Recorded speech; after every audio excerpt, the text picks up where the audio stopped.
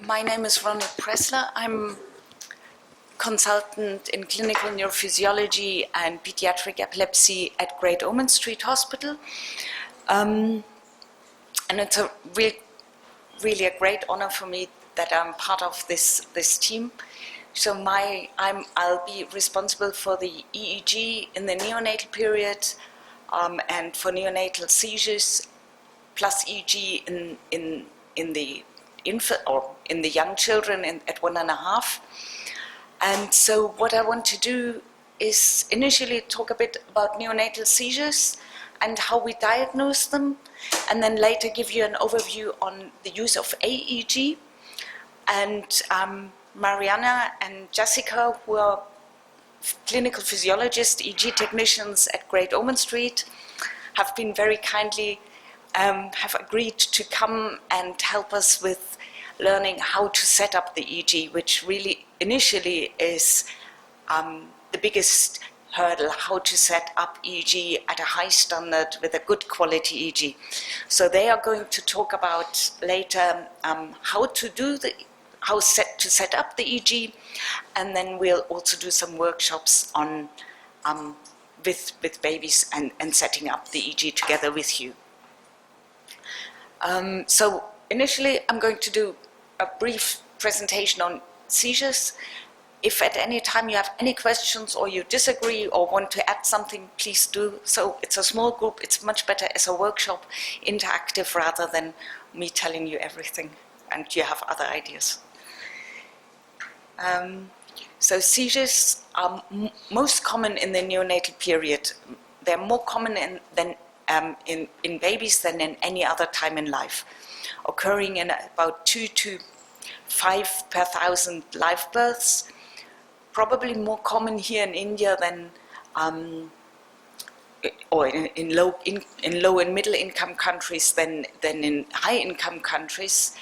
But the numbers we have are not very reliable with the diagnosis, and I can show you why that is in a minute. There's a difference between seizures in newborns and seizures in older children, and that is that in older children and adults, seizures are usually part of an epilepsy syndrome. So patients who have seizures have epilepsy. Whereas in newborn babies, these are acute symptomatic seizures, seizures that are due to an acute injury to the brain, but not part of an epilepsy syndrome. So those children have seizures for a short time, for a few days, following the brain injury, and then they stop having seizures. And therefore, that has implications for the management, how long we treat and how we can diagnose them. The most common cause of neonatal seizures is hypoxic ischemic encephalopathy, but other causes like infection and infarctions and hemorrhage is really important too. It also changes with gestational age. So in premature babies, it's intraventricular hemorrhage, whereas at term, it's hypoxic ischemic encephalopathy. And in the Prevent study, we look at term and near-term babies. So really, we're looking at HIE, but also infections, mostly. So in older children and adults, seizures is a clinical diagnosis. You take a history, you may look at a video, but really all you do is you diagnose it clinically. You do not need EEG for the diagnosis. You may want an EEG to help you with the symptomatic classification, but not in principle with the diagnosis. And so the question is whether this is the same for neonates. And to be honest, in most countries in the world, including in Europe, most neonatal seizures are still diagnosed clinically. So this is a fantastic study looking at how reliable we can diagnose seizures clinically, which was done by Geraldine Boylan and her group in Cork in Ireland. And so basically what she did was she created 20 video clips. 11 of those were seizures and 9 were non-seizure events. And she sent those to over 100 specialists in neonatal seizures. So all these people were working in units where they were believed they were specialists in neonatal neurology and neonatal seizures. And all those people, what they had to do was to say whether an event was a seizure or non-seizure event. And so I've got 4 of those original videos for you, and you can decide for yourself whether you think an event is a seizure or not. So this is the first baby here is a term baby with these movements. Do you think this is a seizure or not? You have to lift your hand. So who thinks this is a seizure? Very good. Who thinks this is not a seizure? Okay, a few people don't say anything. That doesn't work. You have to imagine you're the doctor on ITU with the nurse with the phenobarbital next to you, and she says, "Is it a seizure? Shall I give it?" Okay, who thinks this is a seizure? Most of you did, yeah? Who thinks it's not a seizure? Anybody? No. Okay, fine. Next one. I'll give you the answer in a minute. This is a near-term baby. Look at his mouth. Can you see the chewing? Bit of chewing movements, sucking. Who thinks this is a seizure? Who thinks this is not a seizure? Okay, so it's 1/3 seizure, 2/3 non-seizure. Okay, this one. Next baby. Again, a term baby with mild to moderate HIE. Look at his eyes. Now, look at his eyes. Rhythmic movements of the eyelids. Can you see? Who thinks this is a seizure? Who thinks this is not a seizure? Lots of people saying nothing. Okay, half, yeah? Last baby, this one. This is again a near-term baby, 35 weeks. Very sick, ventilated, with congenital salmonella infection. Very sick, very difficult to ventilate, so he had to go under muscle relaxation. Just coming out and having this staggered breathing. Who thinks this is a seizure? Who thinks this is not a seizure? Okay, so very few people saying anything. Most of you don't know. Some think it's a seizure, some think it's not a seizure. The problem with this one, obviously, is I said this baby was on muscle relaxation, so it's really difficult to say anything. Okay, I'll show you the answers. So the first baby, you remember, most of you said it's a seizure. Actually, everybody did. It is a seizure. Yeah? This baby had a clonic seizure after a stroke. This baby, half of you said with the mouthing, half of you said it was a seizure, half said it wasn't a seizure. It is a seizure here, there. Okay? This baby with the rhythmic movements, half said it was a seizure, half said it wasn't a seizure, or 1/3, 2/3, something like, I can't remember. It's not a seizure. This is REM sleep behavior. And this baby here, most of you said it wasn't a seizure. This baby is actually in status. But don't worry, you did just exactly the same as those 140 specialists. They correctly identified seizures in 10 out of 20 events. It's really no better than tossing a coin. The only seizure which was reliably diagnosed clinically was the clonic seizure, just as you did. Everything else had a poor agreement with the correct diagnosis and a poor inter-observer agreement. Really, what this means is that you need some other means to diagnose neonatal seizures, because the non-seizure behavior is similar to seizure behavior. Another problem is that lots of babies have electroclinical seizures. So more than half of all neonatal seizures are subclinical, electrographic only. This is a study also from Cork which showed that clinically diagnosed seizures is only the tip of the iceberg. Most of the seizures were only diagnosed by EEG because they were not picked up as seizures and because of the high electrographic seizure burden. Why do babies have such a high electrographic seizure burden?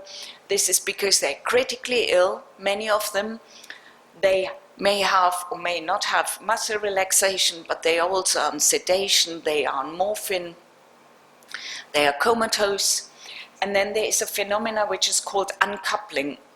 So this means that you have electroclinical seizures which become subclinical, electrographic, and that happens due to treatment. So if you treat a baby with phenobarbital, then the seizures can become uncoupled from the clinical manifestation. They become subclinical. So if you look at this baby here, here's the head, the shoulders. Look at the shoulders. Yeah, it's very clearly a seizure. It's a clonic seizure, easy to diagnose clinically, and there is a correlate in the EEG. And then the baby was treated with phenobarbital, and if you look, no clinical manifestation, but the seizure is still ongoing. So this is what we call uncoupling. Again, that means that you need to do EEG to diagnose seizures and to monitor the seizures. But what is if we have a clinical manifestation? So if a baby has a clinical semiology of the seizures, how do we classify them? What do we call them? There are actually, the International League Against Epilepsy has created lots of different versions of classifications of seizures, but they never included neonates. They always said, oh, neonates are so complicated, we don't really know, we just don't include them in the classification, which is not very useful for people working with neonates. And then there's the Volpe classification from Harvard, which classifies seizures purely on a clinical basis. So he has subtle seizures, clonic, tonic, and myoclonic. The problem is that many of these seizures, or these events, are really not seizures, particularly the subtle seizures.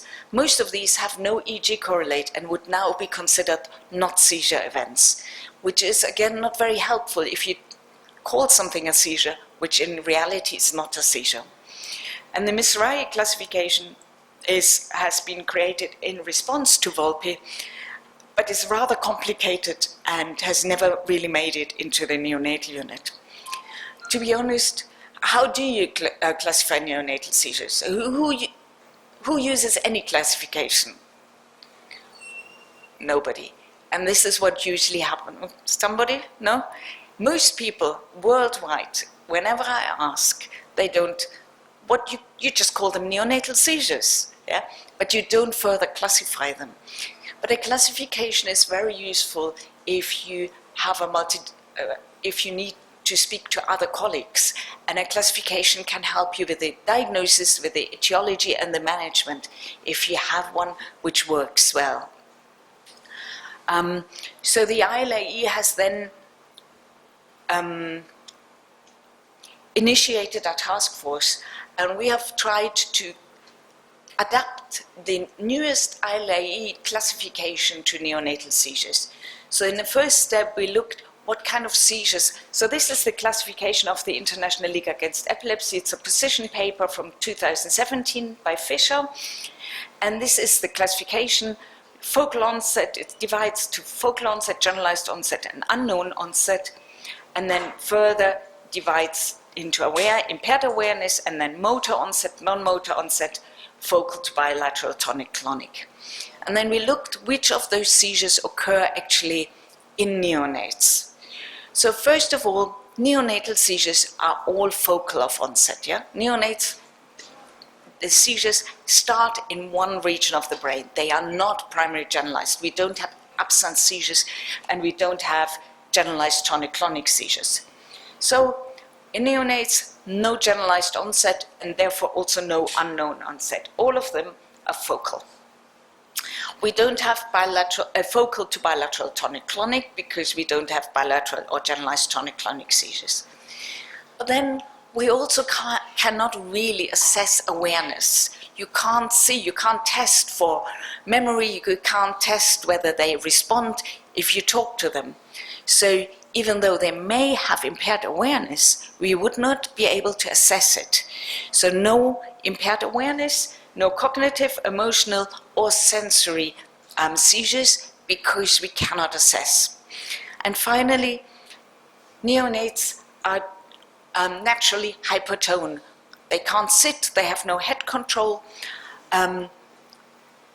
So atonic seizures you would also not be able to assess unless you use invasive EMG channels, which we don't do.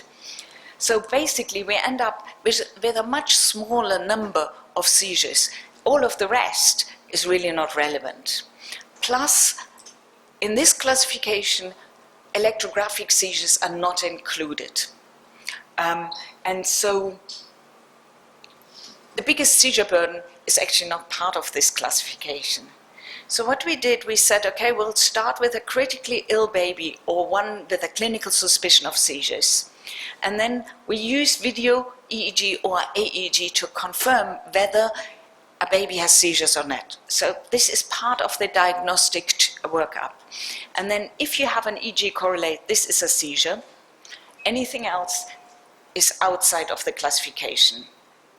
If you have a seizure, then this can be with clinical signs or without, electrographic only. And if you have clinical signs, then similar to the Fisher classification, it's motor, non-motor, or unclassified, and we added one more seizure type, the sequential seizure. And this is the classification we used for the Prevent study. So you have here babies more than 36 weeks admitted to NICU with a high risk of seizures or with a clinical suspicion of seizures. All of these babies will be monitored for 4 hours with EEG. We do an 8-channel video EEG as per Prevent protocol. You will get this protocol in the next few days. Anything where you can't confirm that the baby has seizures is out, and then you have seizures, either clinical or electrographic, and these are the seizure manifestations, similar to before. And high risk for seizures is what we define as babies with hypoxic ischemic encephalopathy, 2 or 3, stroke, hemorrhage, sepsis, or babies with cyanotic heart disease. Any questions? No? Okay. So now I'm going to show you a few videos, examples. If I could please ask you not to make any photos of these videos. You're more than welcome to make any photos of other slides, but not when I show videos with babies. Thank you. So here is a baby with a clinical event. Look at the arms. It's a term baby who has repeated events of these. So if you use all of these events I now show are seizures, so there are no trick questions.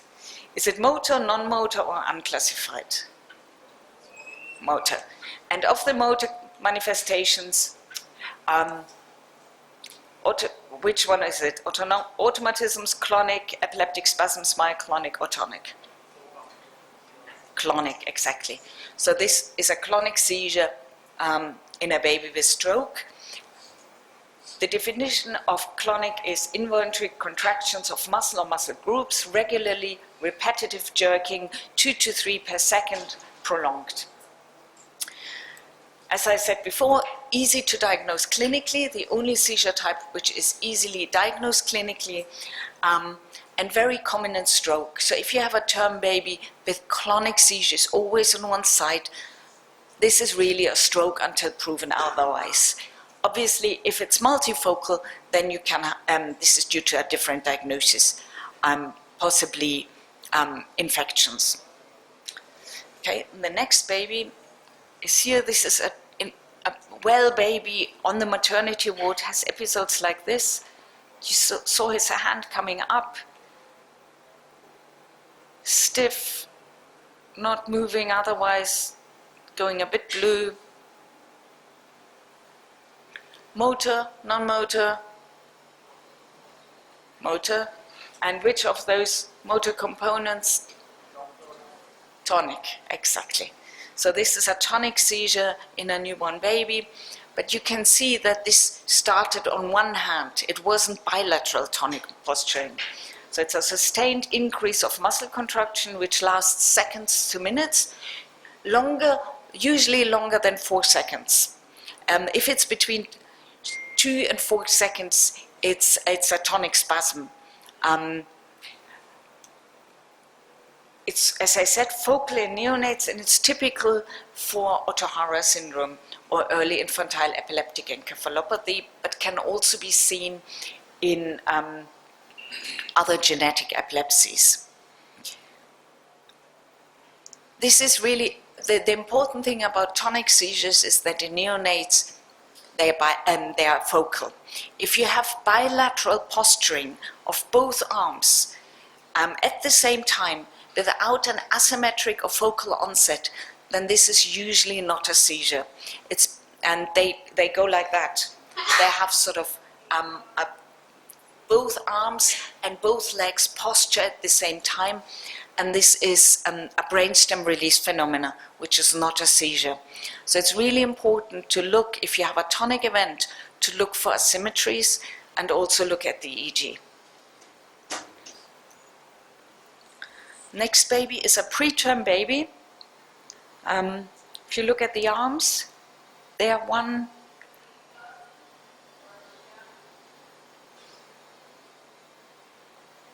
and again, and at some point the other arm goes as well. Here, a bigger one. Motor, non-motor, motor. What seizure type is it? Myoclonic, exactly. So involuntary contractions of muscle or muscle groups, sudden and brief, less than 100 milliseconds. To be sure that this is less than 100 milliseconds, you really need an EMG channel on your EEG. And this is why in Prevent we have bilateral EMG channels. So we always record EMG at the same time with the EEG. So then you can differentiate between myoclonic seizures, spasms, and tonic seizures. They are typical for early myoclonic encephalopathy or inborn errors of metabolism, but also typically seen in preterm infants. Okay, this is baby you saw before. If you look at the mouth again, you remember this is the baby with the lip smacking and the hypersalivation. Motor, non-motor, motor, what is it? These are automatisms, yeah? Like in temporal lobe seizures in older patients, you have typical automatisms. It's a more or less coordinated motor activity which resembles a voluntary movement or action. In babies, nearly always oral, but sometimes can be manual. And obviously, it's very difficult or impossible to differentiate those from non-seizure events. There's no way. You need an EEG to diagnose, to make sure that, to say whether this event is a seizure or not. They are often components of longer seizures, of sequential seizures, which I'll show you in a second. Okay, here, this is a very old video by Perrine Ploin from Paris. These events here, there you go, one in a second again.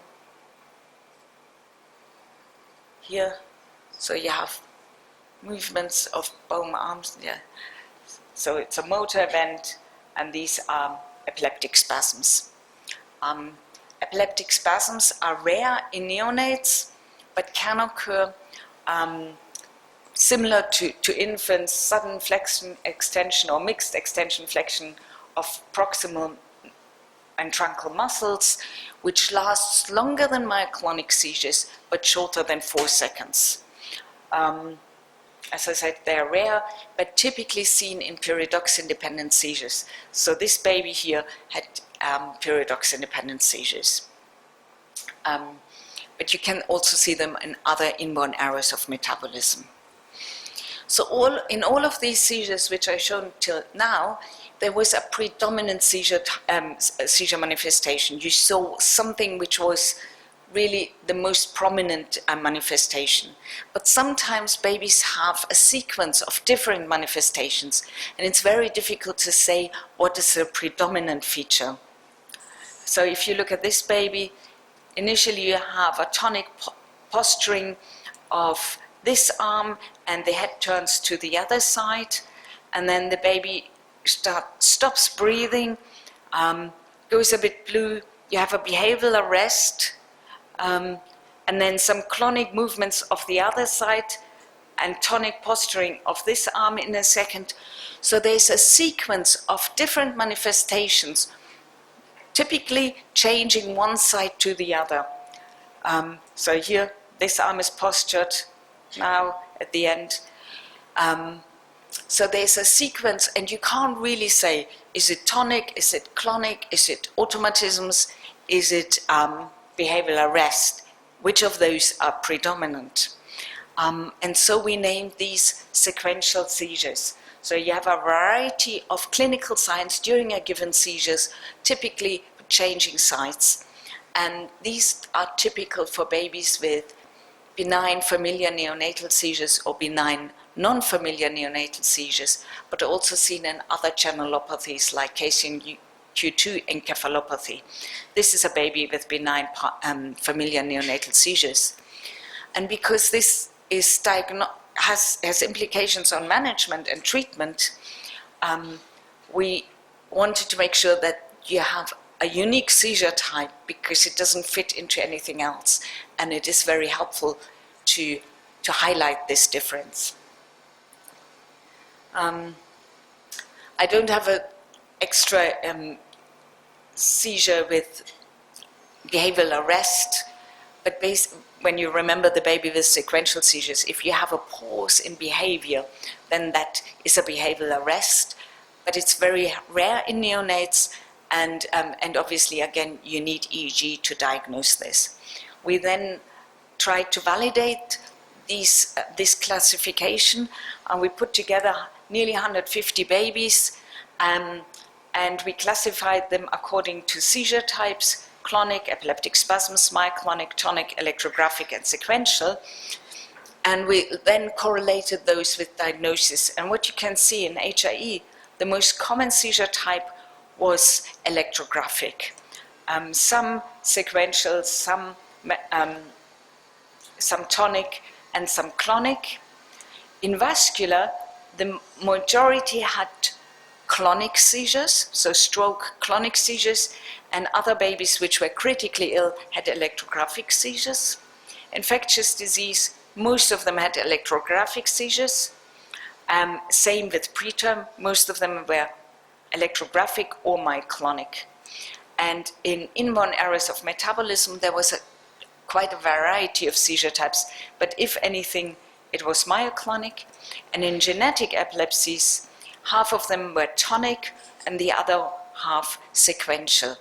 And the interesting bit is that the sequential all had a tonic component. So really, if you have a baby, a newborn baby with tonic seizures, you have to think genetic. So I think that overall the classification can help you with the management, but many of these seizures need EEG to confirm whether an event is a seizure or not. Any questions so far? Okay. AEG, or shall we do the EEG first? The setup? Setup now. Okay. We are physiologists at Great Ormond Street in London, and we're basically here to just help you to kind of visualise how to set up the EEG, and as Ronit said, we'll be doing a little workshop with a baby afterwards, so you get a proper idea what to do. Yeah. So we put together this presentation. There's a lot of pictures, so you can visualise everything, because we thought it would be easier rather than just explaining. So this is basically what we're going to need to set up the EEG. The amount of them might be a bit different, but we'll tell you afterwards when we have a look at the machine.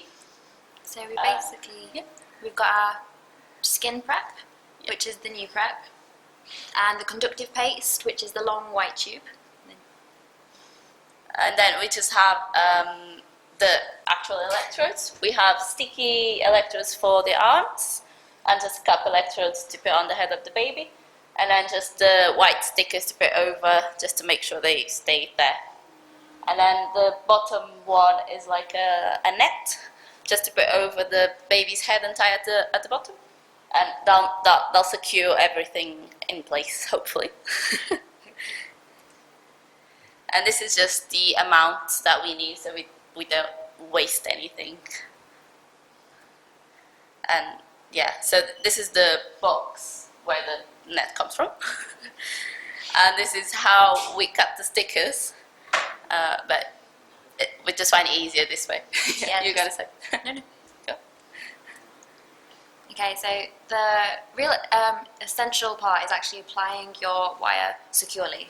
So the first step, which we haven't got a picture of, is using the skin prep, which was the green stuff that we showed you, and a little cotton bud, and really prepping the skin so we get really good contacts, which is going to help us reduce all the artifacts that we're going to show you later, and get really good quality, really clean recordings that are really easy to interpret.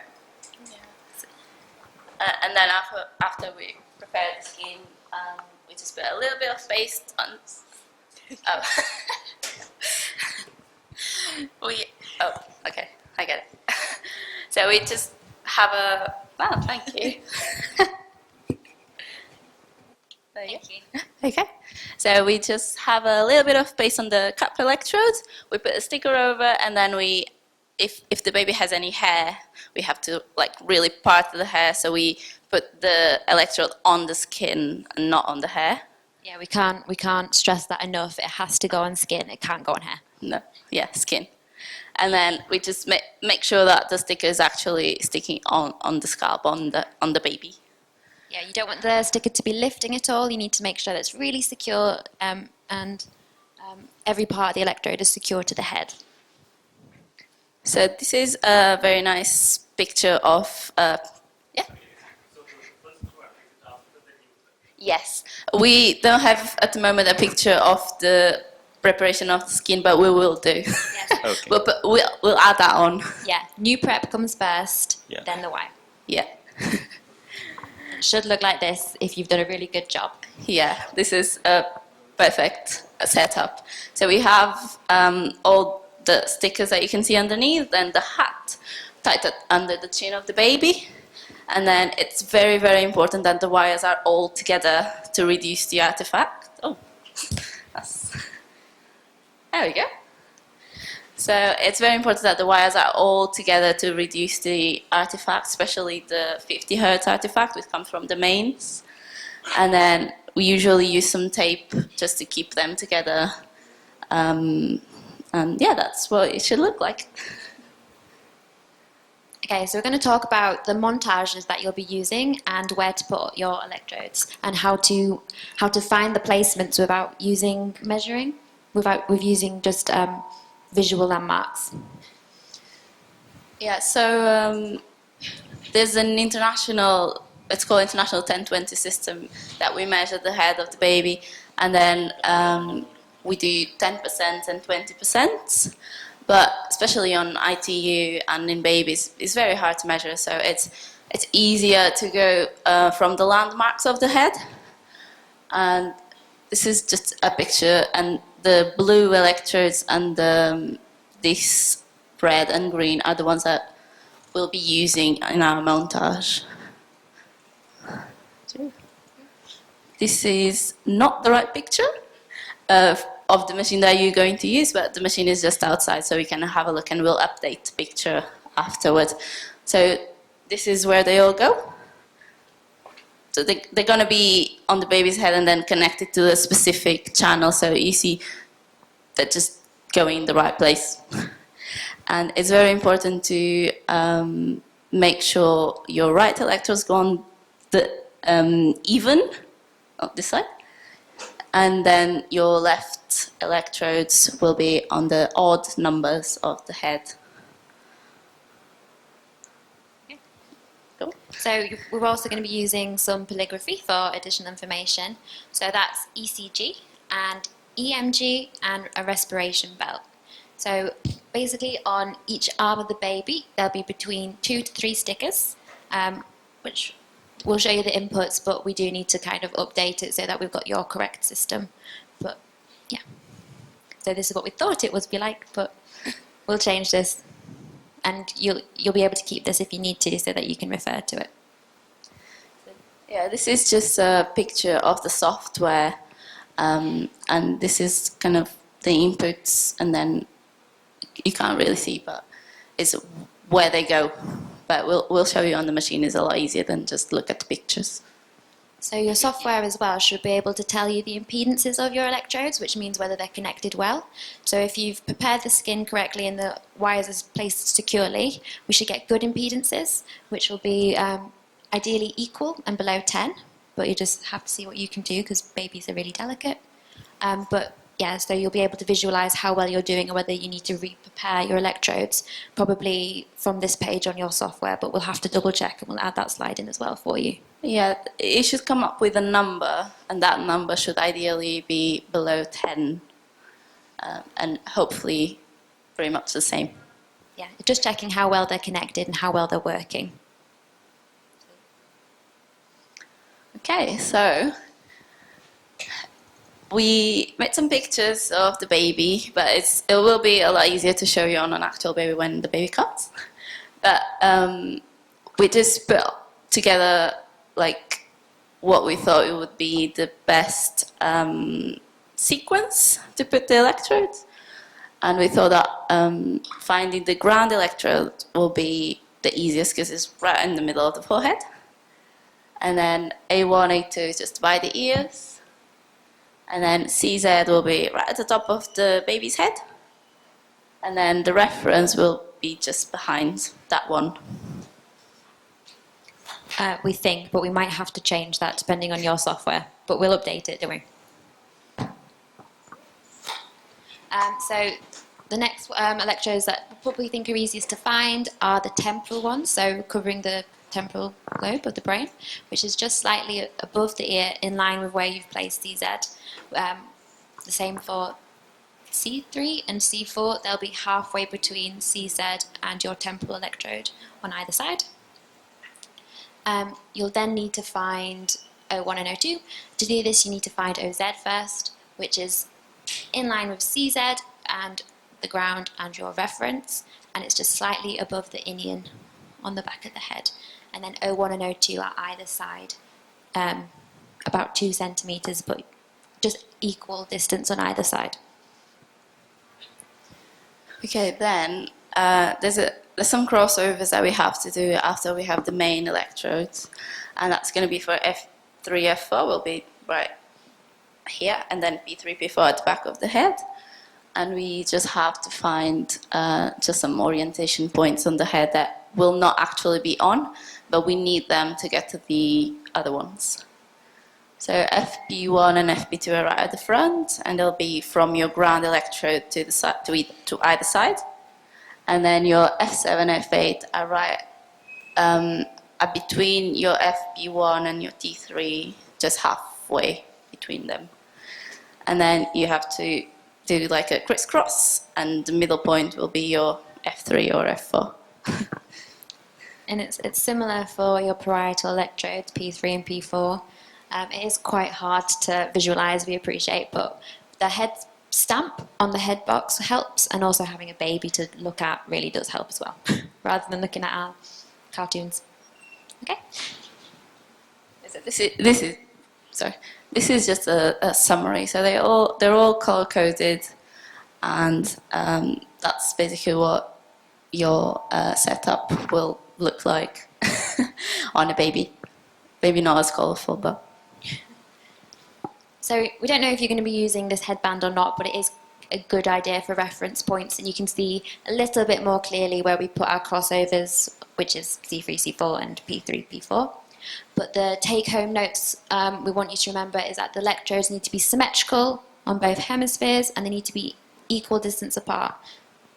Yeah. So now we're going to show you some artifacts that you will probably encounter in the ICU, and how to get rid of them, eliminate them, and what we do in London. So this is a clear trace of an EEG. You can see there's not much interference, just wiggly lines. And then we have ECG here, and this should be your deltoid EMG. If you do a good preparation, if your stickers are well secured, and if you have your hat on, your wires bundled, you shouldn't get that much artifact. So that's the main thing to avoid artifacts, is to have a good setup. But you will encounter some. They're hard to avoid. So Yeah. we would like you to annotate the recording, and we would like you to try to prevent or remove artifacts when you see them. So we're just going to show you some classic examples of what you probably will encounter. So babies move, and that's what it looks like when they do. It's just big lines that go up and down. But as you can see, there's a annotation here, just saying what's happening, and that's very, very important for whoever's looking through the EEG, so they know it's not coming from the brain, basically. Just another example of movement. So to try and reduce movement, we can't really stop babies from moving, but trying to settle them, keeping them happy and calm and still, and swaddling the baby if necessary does help us to reduce movement. But secure wires as well will have less movement artifact. So this is an example of muscle, which is kind of mainly over the temporal regions of this montage, but yours might be slightly different. But muscle is really hard to eliminate. You just have to know that what it is and not be tempted to be concerned about it, basically. So this is a more subtle example of muscle again. Really, really small. Can you see? Do you want to point to it? Sorry. Yeah. I know, and it's obvious. But Yeah. So this fast activity here is the muscle, and then on the other picture is just this spiky one as well. And they are very common on the temporal, because when they move their mouth and everything, and as well when they're sucking the dummy. Yeah.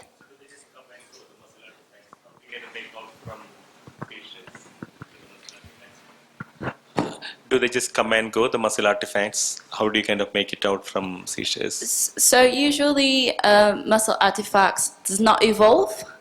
So it's something that comes and go when the baby's chewing, or if they're moving, or if they're like clenching their mouth, if they're stressed. Yeah. So Okay. Previous slide. How can we differentiate it from a seizure activity? So what you can do is, one thing is that you have the video, so you can correlate it to the video, and this is why annotation is so important. So if the nurse who's doing the EEG is sitting next to the baby and the baby starts moving, you type in movements, or you click. We have event buttons, so we just click movement, movement, movement, and then it's not a seizure. But you can also use the video. Obviously, most seizures look different to movements, sometimes not, and then it can be difficult. But what really the biggest difference, if you don't know, is that an EMG does not change frequency. A seizure has a certain pattern, so it goes from fast to slower, and the amplitude changes in a rhythmic way, and the shape also changes in a very rhythmic way. Whereas this is irregular, but all the time the same irregularity. So you have it like here, this, and then it comes again. So a seizure would be going faster, slower, slower, slower all the time. It will not come and go, or slower, faster. There's a rhythmicity to it. Does that make sense? I'll show you examples of the rhythmicity of the recruitment later. And once baby is settled down, so the nurse kind of calms baby down, that should just go, isn't it? Absolutely. So yeah, so Anju and Lashmi can, when they do the EEG, if they see this, they just kind of quieten baby down. exactly, yeah. Yeah. Okay. So if you have a seizure and you hold a baby, and the baby stops moving because you hold it down, but you maybe feel it slightly behind, if it's a seizure, the rhythmic activity will continue.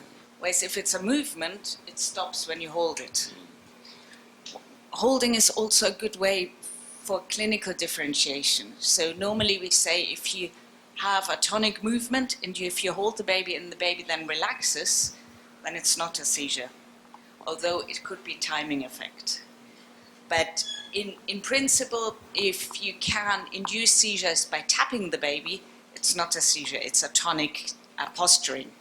Whereas if the movement, the posturing is asymmetric and comes independent of stimulation, it's more likely to be a seizure. But this is one of the reasons why it's so important that we have video and that we annotate the video, the EEG well. It's really crucial. It's so difficult to make, to interpret the EEG without video and without annotation. Thanks, Ronit. Okay, so some more examples, which can also resemble. Yeah, so this big, just very sharp activity is when the baby is sucking the dummy or the bottle. And it's very common as well if they have a dummy.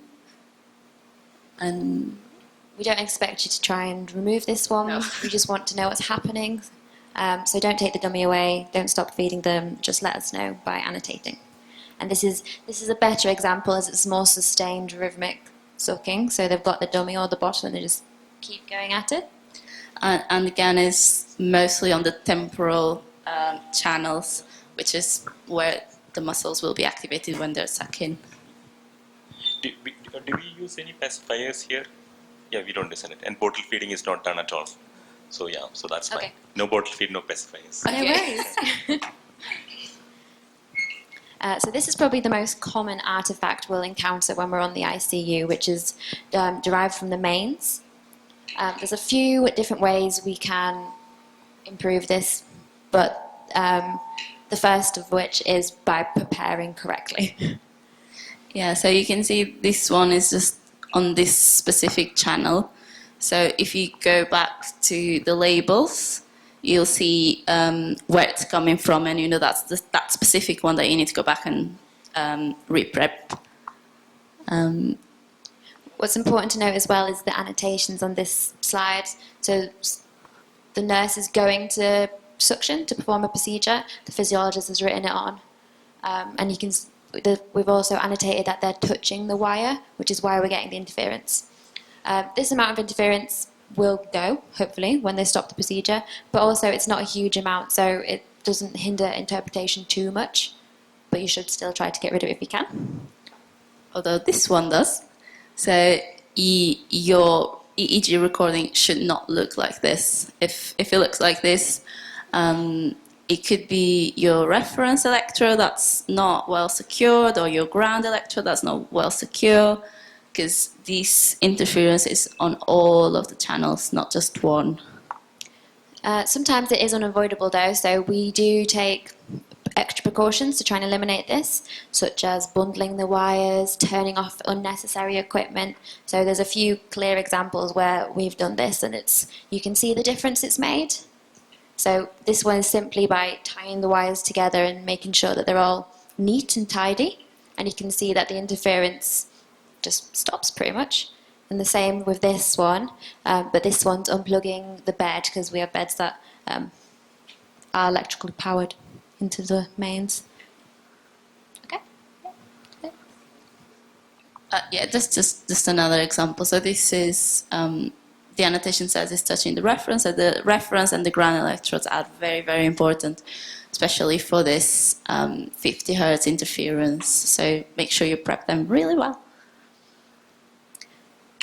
So this is another example where 50 Hertz is included in the recording, but this one, we can identify that it looks like one electrode in particular has come off and needs re-preparing.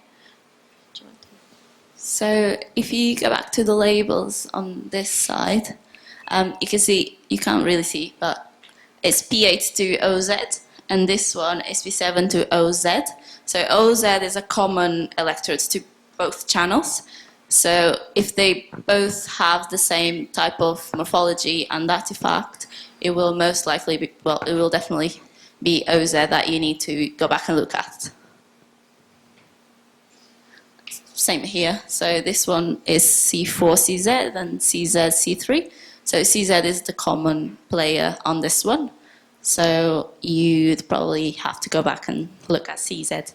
So what we'd want you to do if you see something like this is re-prep the skin, add more conductive paste and re-secure that wire so it's working properly again, and hopefully this will disappear.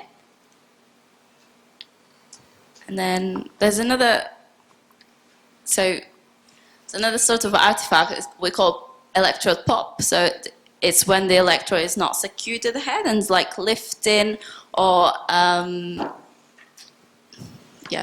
lifting.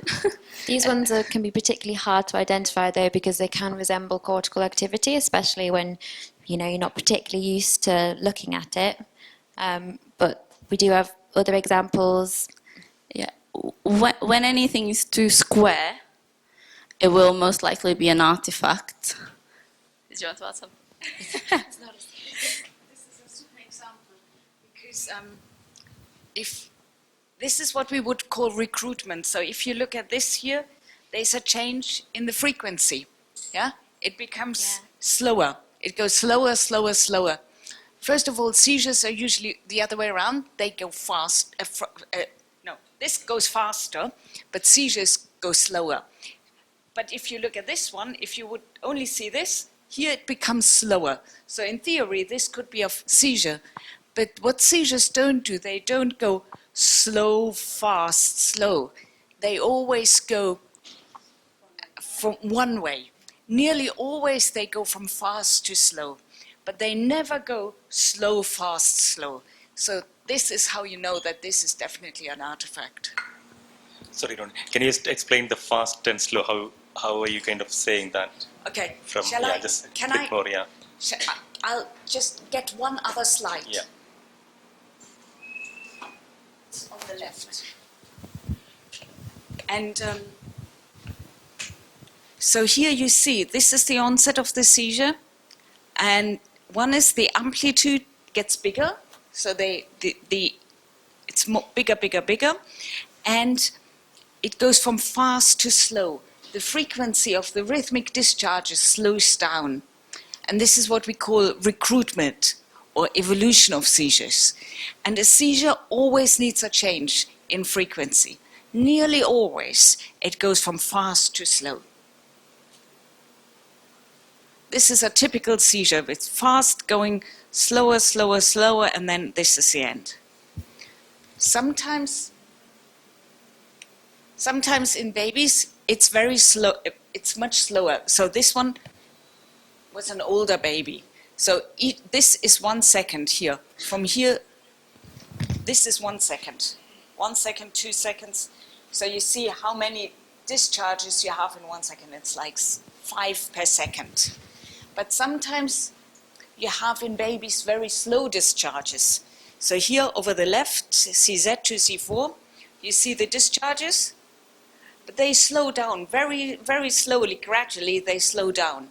So you have a rhythmic activity which slows down. That's your seizure.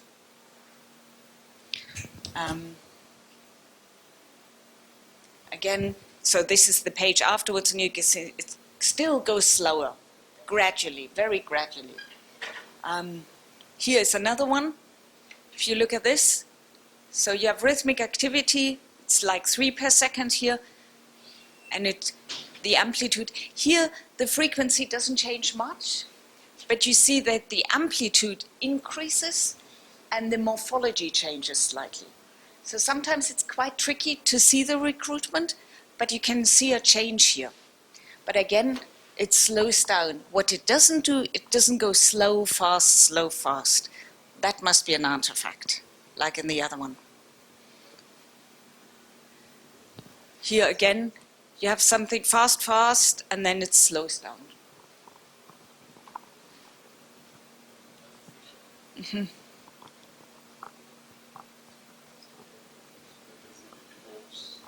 It evolves. Yeah, this one is actually quite tricky because for a long time it stays the same, and then it starts slowing down.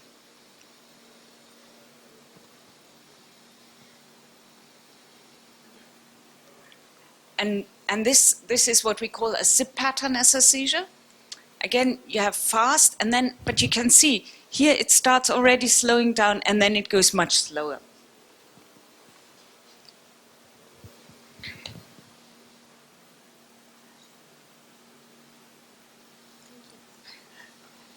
Sorry.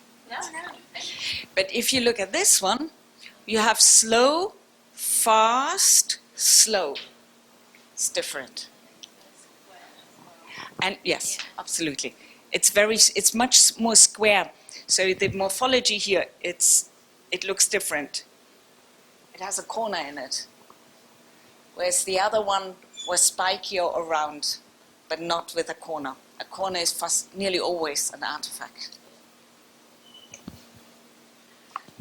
Thank you. Thanks, Ronit. I think we have another example after, don't we? Yeah, so again, this one just evolves the opposite way that Ronit was saying. So it starts slow and then gets faster. But because it's so square as well, because you can see the corners of the square, it will be an artifact. It is hard to distinguish, but if you see anything that's too square, it will probably most likely be an artifact. If you see anything that you're not sure about, then it is probably best to just go and re-prep your electrodes and just see if there's a change. It is very common that you have your ECG breakthrough on some electrodes, and there isn't really much we can do about that. So you can see these little spikes here. They just happen at the same time as the actual ECG channel down there. So it just happens. And sometimes they can be across most channels. But there's Especially if your reference is affected by the ECG. I think this example just shows how important it is, the annotations. So if you are actually touching an electrode or if you move it, just annotate so we know that this activity is just you just moving the wire. So you may use oscillators in some of your babies and you get a really nice rhythmic artifact, which will be the same frequency that your oscillator is set to. There's not really any way to get rid of this unless your software has what we call a notch, which you can set to the same frequency and by magic it disappears. It's beautiful. We'll double check with them if we can do that. Do you oscillate here? Use oscillation? Do you use oscillators? High frequency oscillation? No. Yeah. Okay. Don't worry about it. Never mind them. So this one is actually a fault of the physiologist. The electrodes are not symmetrical and we've got a flat line on our EEG. And it doesn't always stand out. It's quite subtle here, but you can see that there's bursts of activity on the other channels, but this one highlighted, it doesn't change and fluctuate in the same way the other ones do. So you need to correct this by going and having a look at your electrodes and moving them, and here's what it should look like once they've... And this is on the basis that your montage is comparing one electrode to the other. So what happens here is your O2 and your PZ channel are basically recording the same activity and they're comparing to each other. So if it's the same activity, the comparison will be, there's no difference between them, exactly. So it will be a flat channel. But if they're further apart, they'll record different activity, and when compared, there will be a difference between them, if that makes sense. It's also really important to annotate that you've done this, so we know that there's no change in the state of the baby or something going on underlying. It's you've changed it and you've fixed the problem. So this one is caused by sweaty children. It's just you get a really big slow drift on your EEG. Yeah. It really stands out and it can look really obvious. So you need to try and eliminate this as best you can. the best way to do this is using an alcohol wipe on the head and then trying to keep the baby cool if you can. If the baby is on the parent's lap, or if you're trying to soothe him or her, you can get rocking artifact, which is very, very rhythmic, and it could mimic a seizure. So again, it is very important that you annotate what's happening. So if the baby, for example, in this case, the baby was probably lying on the left side of his head, and then the parent would just be like rocking, and that's what this big rhythmic waves are. It's just a movement. You can get a similar kind of artifact with patting and any kind of rhythmic soothing techniques that you might use on your babies. Just annotate everything. Yeah.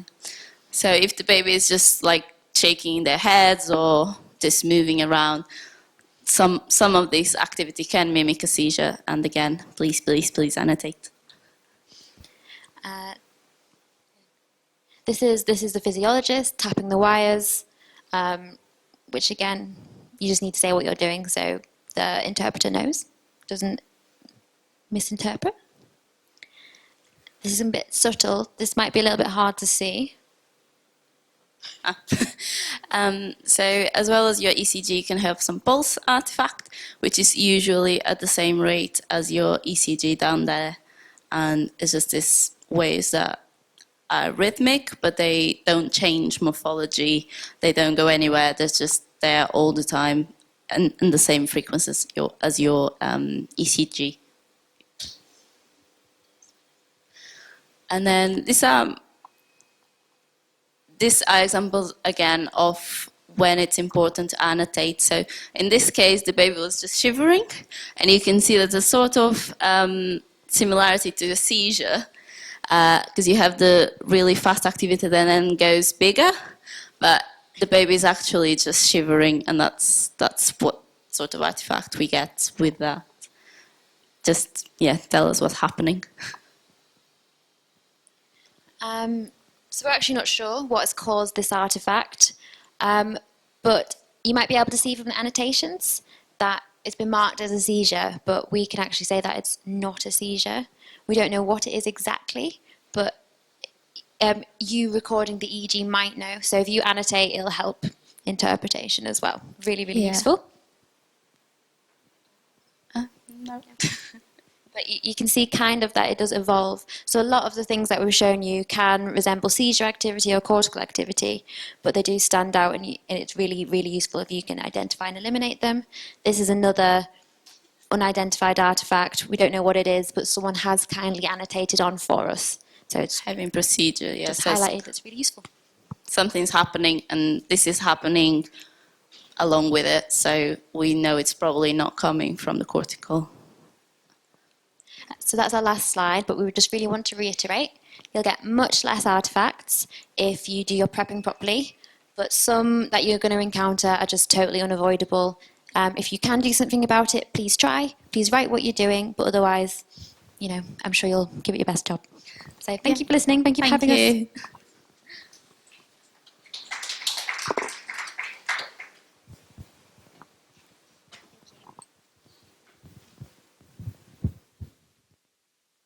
This is how we usually prepare for our EEG.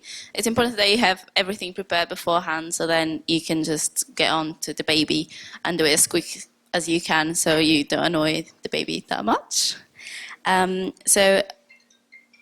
We don't have the picture up, but in our slide we have like all this supply. So we have this net, which is called Surgifix. We use New Prep, which is which is to prepare the skin. So this is like a body scrub, so it just gets rid of the oils and everything that's on the skin. This is called Elifix, and it's the conductive and sticky paste. And then these are the little stickers that we use, and we cut them from this big roll. So Jess will just gonna show you how we cut our stickers, basically. So we start from there, and we usually cut them 3 by 3. Just make them just little squares.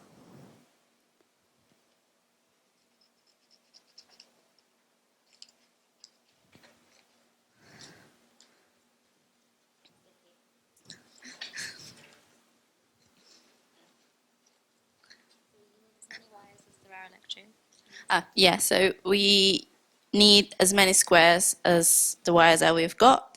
So in this case, we needed 13, is that right? And then we will need some extra ones to bundling the wires together, but those can be a bit bigger. So these 3x3 squares are for the wires on the head. And then we have some bit longer ones to put over the electrodes on the shoulders, just make sure they stay there. So these are a bit bigger. There we go.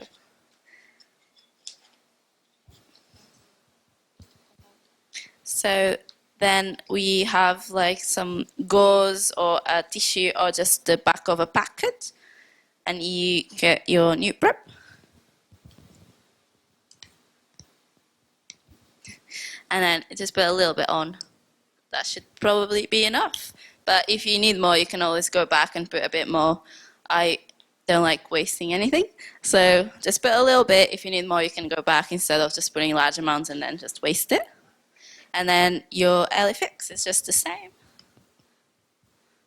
So just a little bit on.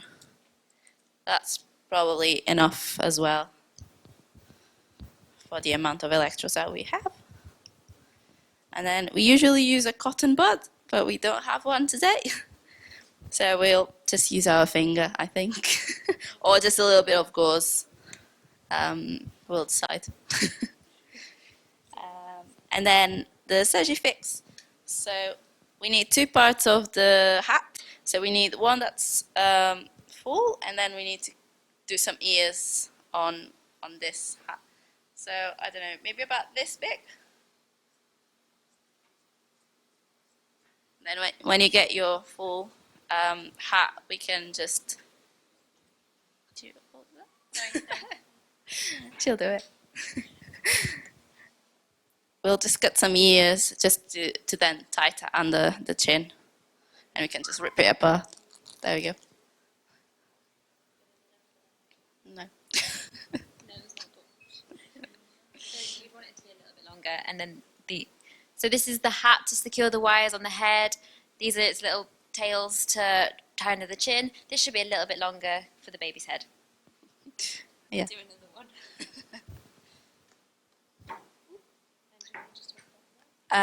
So I think for preparation, this is what we do. Then we have this sticky electrodes, which will go on the shoulder, and then these gold ones, we'll just paste them with the Elifix, and then we'll just pop on the head. But we'll do that on the baby. Although we could do just an example, couldn't we? You could. So, do you want to hold this? Then you talk. There we go. Squabble underneath. So Mariana is going to paste up a wire. I would normally get my wire first. So it's going to be a lot easier to show you when the baby's here. Just a little bit like this.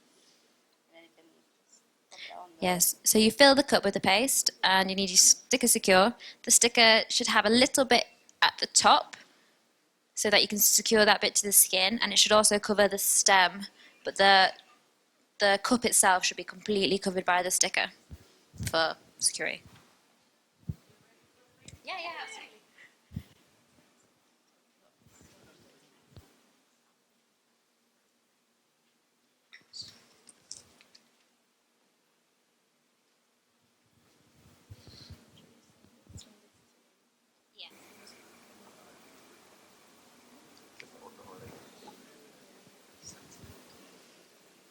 And just hold it.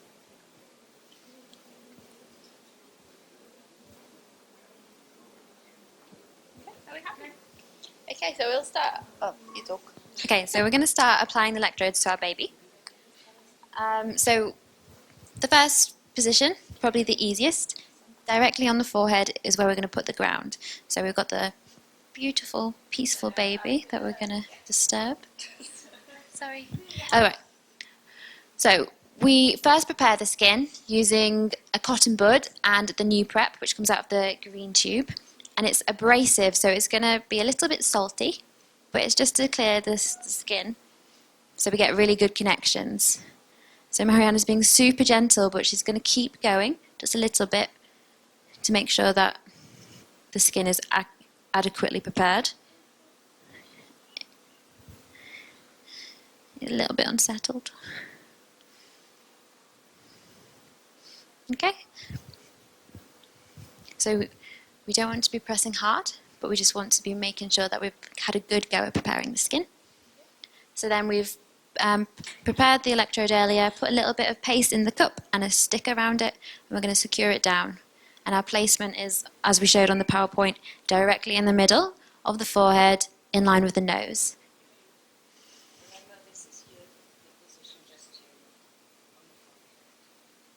Exactly. Okay.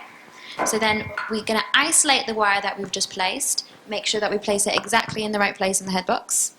So this is ground, it goes into one of our ground sockets.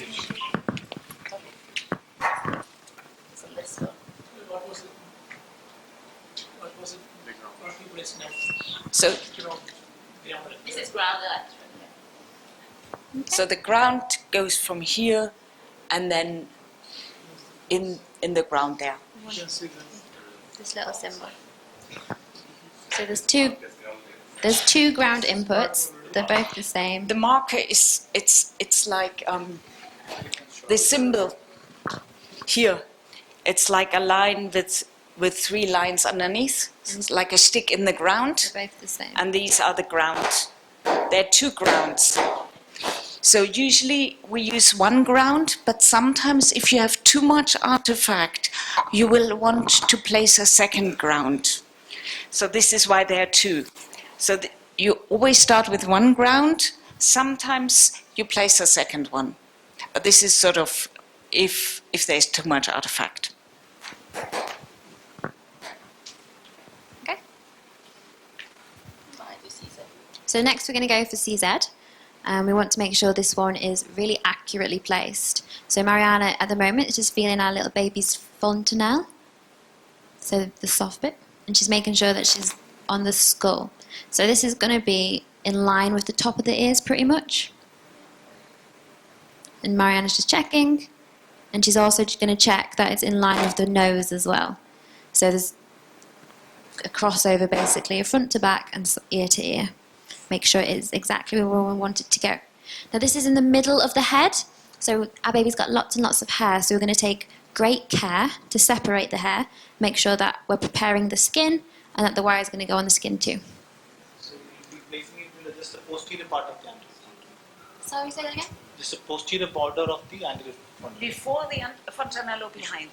Behind, so it's on skull. Feel the fontanelle and then on the body part up. Yeah. Yes. You go.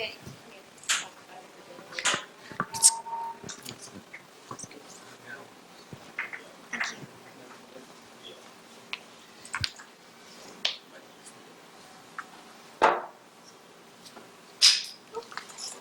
Thank you. Sorry.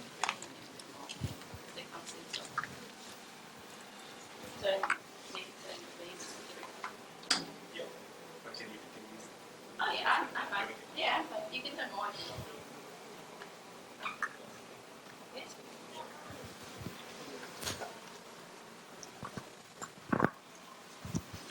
So again, Marianne's preparing the skin with the new prep and the cotton bud.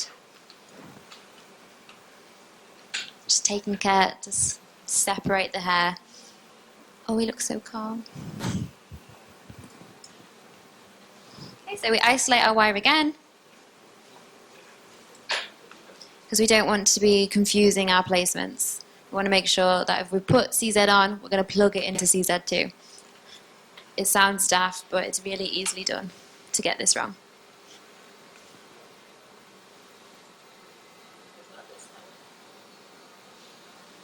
I could be peeling these for you.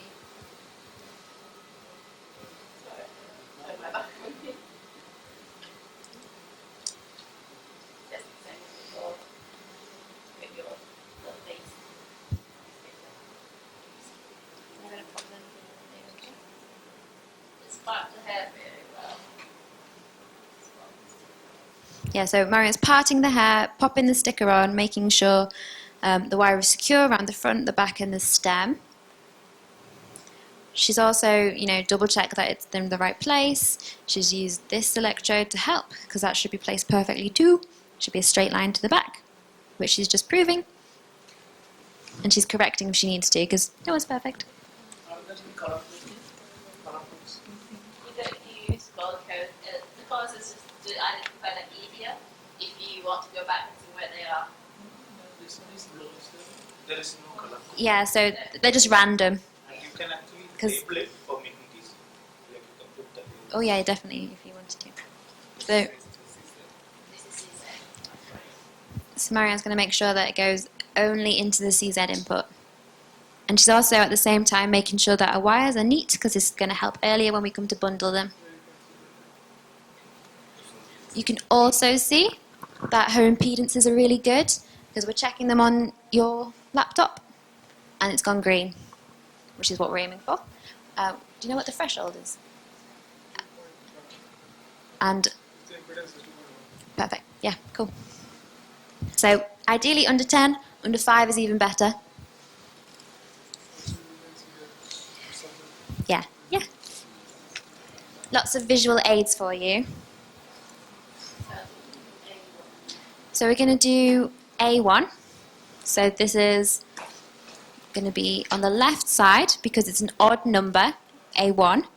And A is auditory, it's going to be near the ear. So we're going to put ours just beside the tragus. So Mariana's just gently, really gently.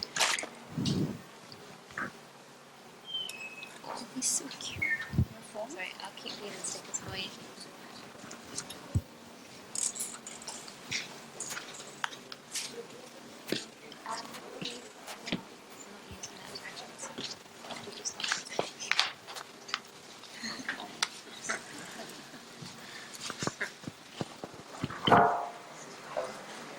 So what I'm doing is just peeling the stickers and popping them around the bedside, which when you're doing this on your own can just be really easy, so you're not bending over and leaning and peeling. It just means that you're prepared and ready to go. Again, Mariana's made sure that the wires are really neat, and she's definitely put it into A1. And it's gone green, both here on your head box and on your computer screen as well. So we're going to do T3 again on the left. Yeah, so it is backwards. Sorry. The head box is kind of backwards, but left is this side, and we know because the inputs are numbered. The left side is odd numbers, the right side is even, but there's also a little right and a left. So it is really confusing, but they are clearly labelled. So this is the left side. Yeah. F7. Oops, hold on. So- Let me just. If I show you here.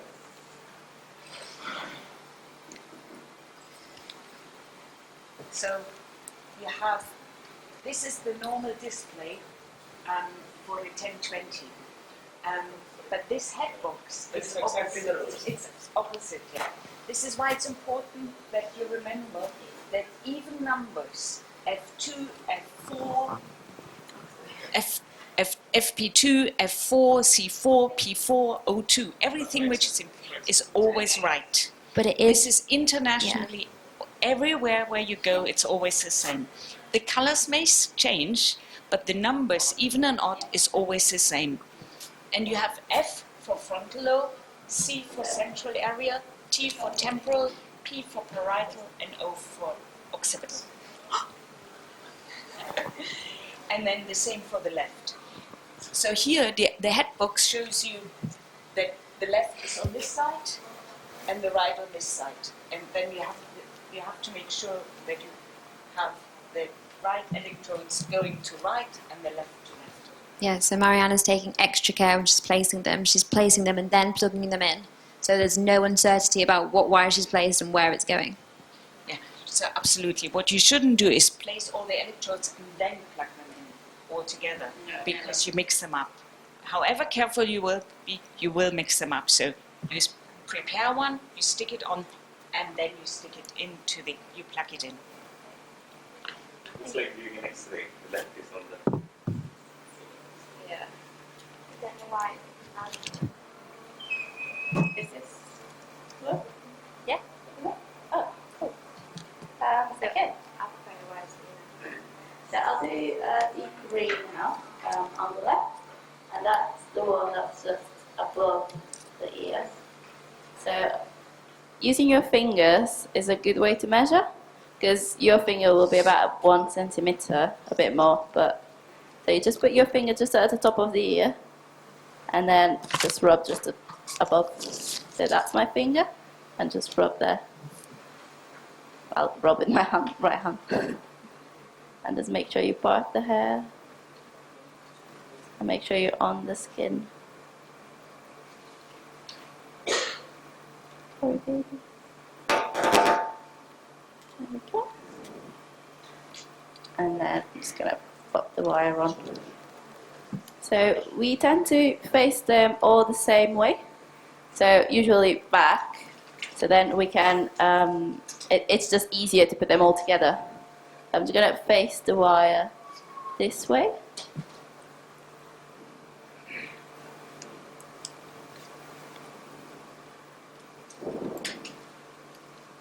And then I'm going to do my C3, which is literally just halfway between my CZ. This one is.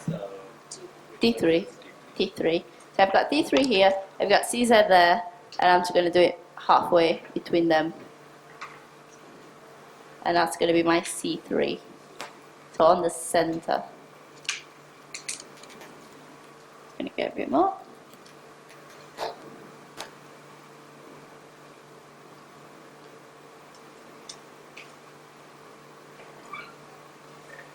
Make sure you part your hair.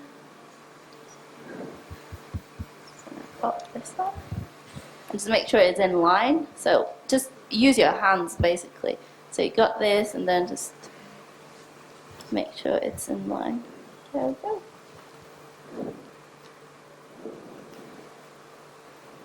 Okay.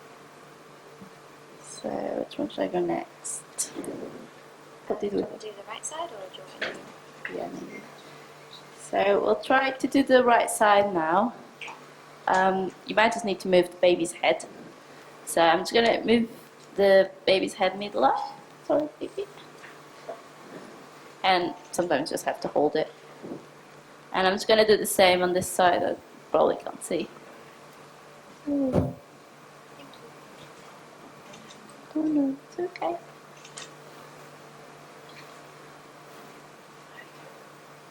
I'll just try to do it really quickly so I don't annoy the baby.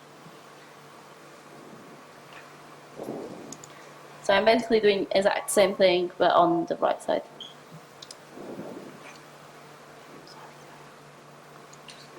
What?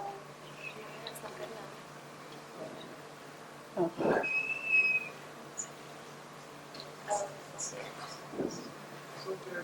Which one?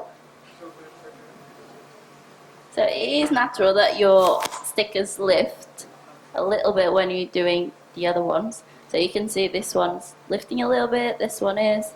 But if at the end you make sure they're not, that's absolutely fine. So I'm just going to put this one on.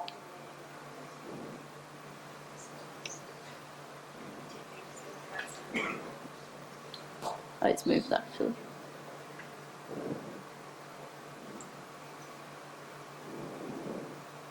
Just checking on the side. Yeah, so what I'm doing now, I'm filling both sides of the head and just make sure they look symmetrical. And you can always adjust them a little bit, just front to back or up and down. Just make sure they're exactly the same place on either side of the head. I'm just going to do C4. Sorry, baby.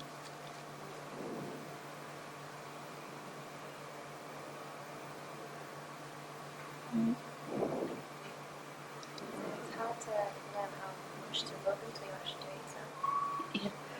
So just saying that it's hard to know how much to rub and for how long until you actually do it yourself.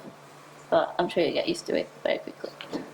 So again, if you stand behind the baby, you can make sure that the same distance from each other, so you can use your fingers again, and then like this, just to make sure they're in line and equidistant.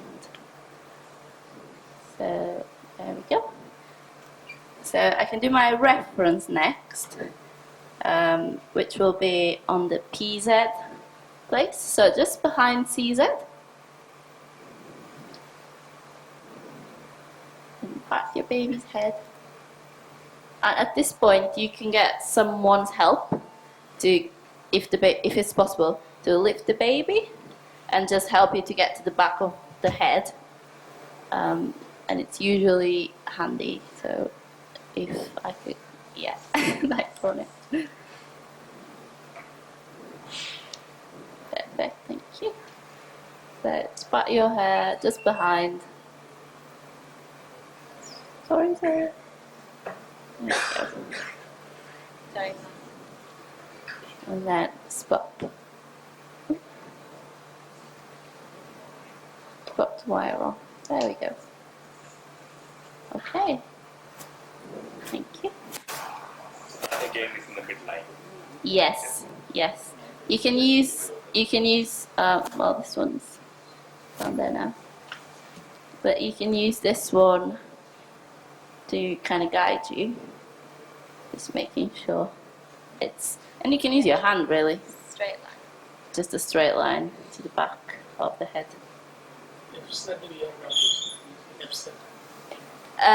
We don't use FZ on this montage because this is a reduced montage. No, not for this one, no. Okay, let's just free up this one. So yeah, so if you have your ground electrode, you can just use it as a reference point to the back of the baby's head. So I'll do the front electrodes now, and then we can do the back. So what we have to do is find our orientation points. So our FP1, FP2 will just be next to the ground electrode. So again, yeah, you can just refer to the head box, so you know you can see there, like that's where your ground is, and then it's just next to it, just usually in line with the eyes. So again, you can use your fingers, just put one finger on each side, and then you know it's just there. So, oh yeah. So you put your fingers, you know it's there, just make a mental note of it. And then you have your D3, and this way you find your F8, which will be halfway between them. Again, you just use your fingers, and you know one is there, and then your FZ is just midway between your ground and your CZ. So these are your reference points, your orientation points. So my right thumb is my FP1, my right finger, index finger is my F7, and my right index finger is my FZ, and the F3 will just be just crossing. Do you want to cross? Like do an imaginary line with your fingers?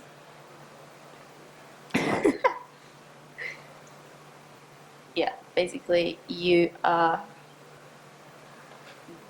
doing an imaginary line between F7 and FZ, and FP1 and C3, and it'll be around there. So if you can you just look in there? Can you repeat that? Oh, sorry. Yeah. So here you can see it as well. So on this one, you have. If you go back one. Go back one. The back one. Oh, this one. Okay. So you have your electrodes. You have FP2. You have F8, and C4. CZ. Oh, FZ here, and then you have the cross in between. it doesn't really matter if it's that precise. The most important thing is that it's equal on both sides and equal distance between the points. So you can see if you, to be honest, you can already, you just need to make sure that two electrodes are not too close to each other. This is just to give you a rough idea how you place it. So your aim is to just keep F3 and we are not keeping the other electrodes. So Yeah. we have to imagine that Yeah. the other electrodes and then we are They're just orientation points. The other thing is, you will get this, can you, so you will have this head cap, which we don't have yet, but you will get this, and then it's much easier because then you know that you have, this is your ZZ, this is an electrode we won't use, this is FZ, but you can then place your electrodes in equal distance around this head, and it's much easier. But to have the anatomical idea, to know in principle where it is important. So I can just say everything again. So use your finger as your centimeter reference, put it next to your ground, and you know your FB1 will be next to it. And then when you have your FB1 placement, you can find your T3 again, and your F8 will be halfway between these two. It'll be about there. You have your F7, your FB1. Sorry if I mix up 8 and 7 and 2 and 1. So you have your FB1, your F7, and then you find out your FZ halfway between your ground and your CZ. It'll be about there, just in line with them. And then your F3 will be on the cross of your imaginary lines between your F7 and your FZ, and your FB1 and your C3. So in this case, we'll be about there. It's usually on the hairline if you want to have like a reference point. So on this baby, it'll be about there. But as Ronit was saying, as long as you have them in the same place on the other side and the distance are equal, you should be fine. Okay. There we go. And then you can do exactly the same on the other side, or, well, and you can just do a visual check and just place your fingers again. So for them to be symmetrical and same distance between the other ones will be about there.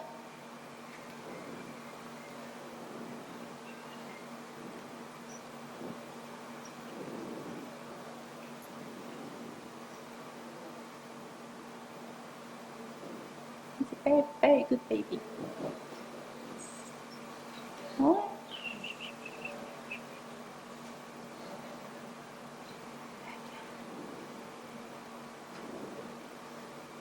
Thank you.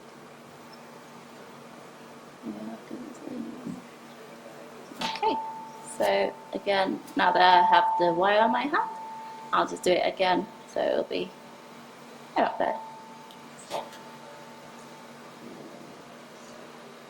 The stickers are not exactly the same size, so that might be a bit confusing, but just always refer to the actual gold cup electrode. So if the baby is leaning on one side, it's very common that the wires start lifting, but you just make sure you stick them on as you go, and then make sure they're the same distance. Yeah, and just make sure the wires are not stretching, just leave some slack between them so they can move and not come off. Okay, so all the electrodes at the front of the baby are done. We will need someone's help now to do the back of the baby's head. So we'll actually need someone to lift the baby.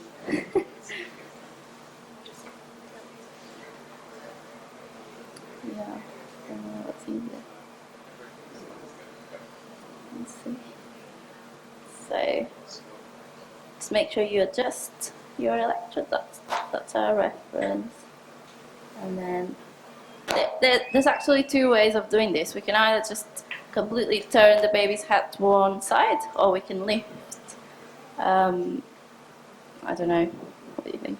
That'll be different for different babies. Yeah, so we can try lifting with this baby and then we can show you some other way. So you need to find your reference, well, your orientation point for your O1, O2 right at the back.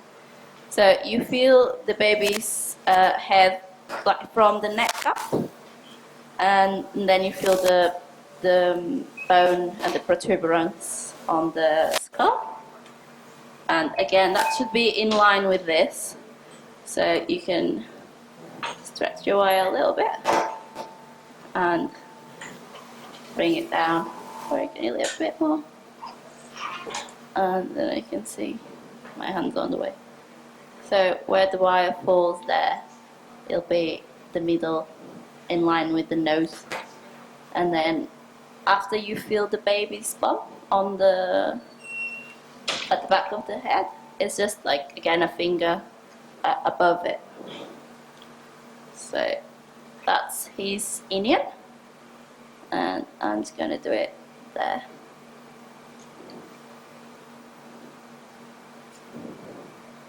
And you can always use your finger as well, just give you a little extra rub.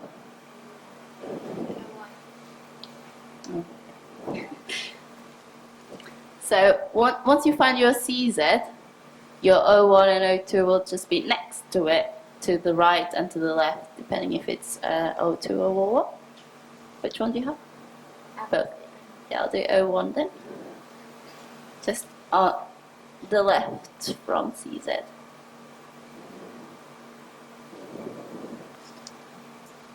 And again, try to face the wire to the back. Okay, that's my Indian. And then I just try to part the hair as much as I can. And I'm just going to place it there. And then just the other one on the right side.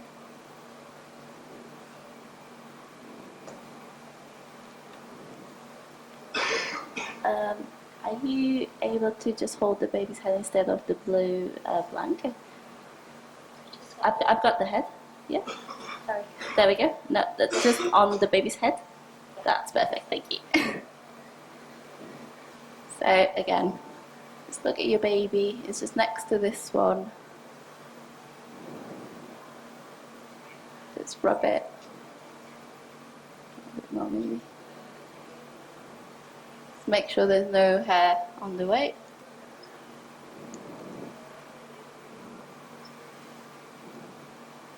Move your electrodes out of the way.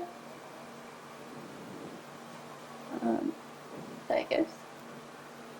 Now we've got your O1 and O2 electrodes on. Are you okay? Do you need to put the baby down, or are you okay?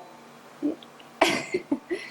Okay, so next will be our D526. But we have to find that. So we're going to do P3 and P4 next. But again, we need to find the orientation points, which are T5 and T6. I can do it maybe on this side of the head, because it's easier to see. So you have to find your T5 and T6, and you've got your PZ, which is your reference. So to find your T5, so on the left side of the head, you find your T3, and you find your O1 that you just put on, and it's halfway between them in a straight line. And then you've got your, so here, just find the midway. So your T5 will be there, and then you have your PZ here. So you do an imaginary line from there, and then an imaginary line from your O1 to your C3, and your crossing point will be your P3.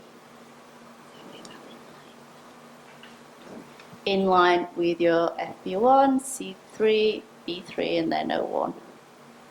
About there.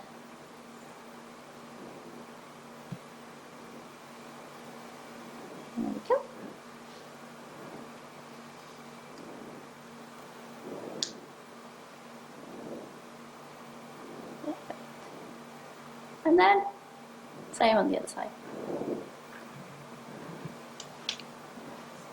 So just go back to your reference point. So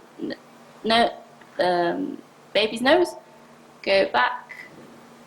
You know, this is your midline, your P3, and then your P4 will be exactly on the same position, just on the right side of the head.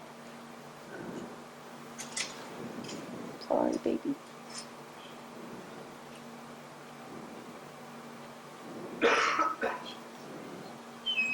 Okay.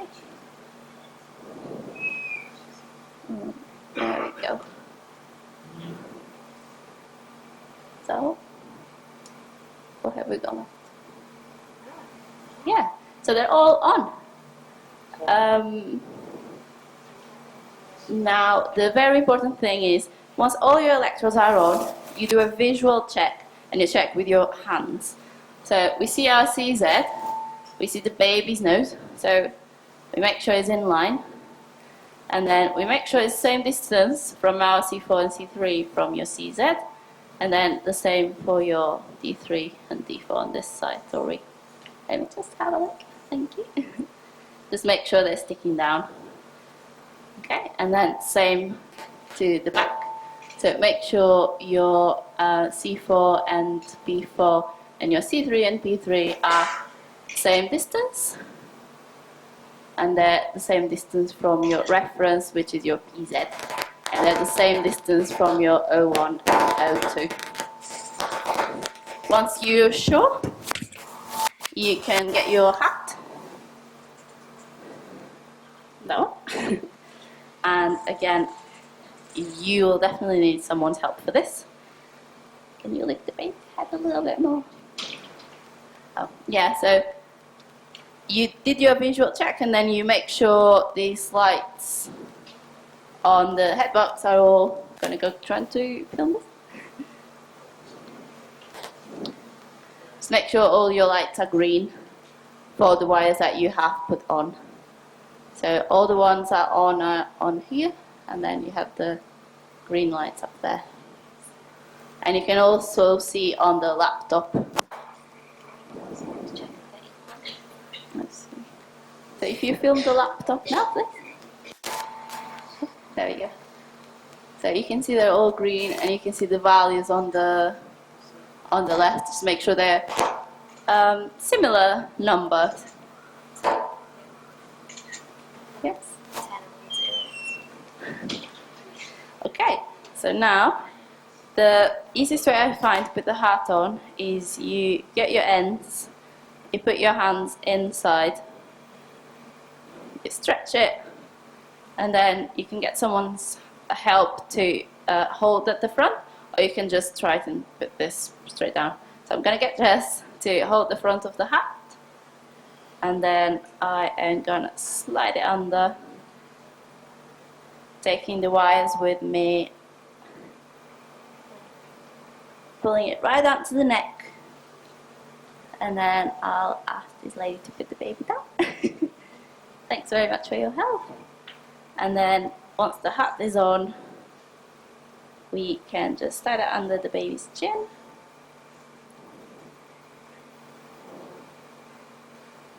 There we go. And then again, do a visual check. You can lift the baby's head yourself now, and just make sure the hat is going right down to the neck. And this wire, as you can see, this wire is thanks.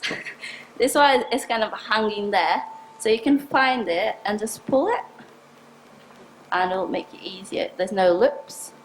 And then when you show your hat is okay,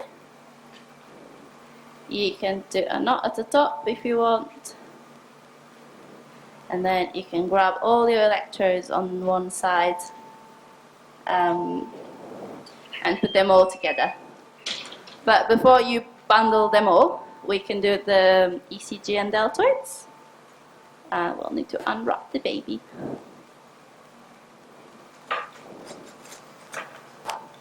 And it's very important as well, when you put the hat on, sometimes the stickers can lift, or the wire can flip.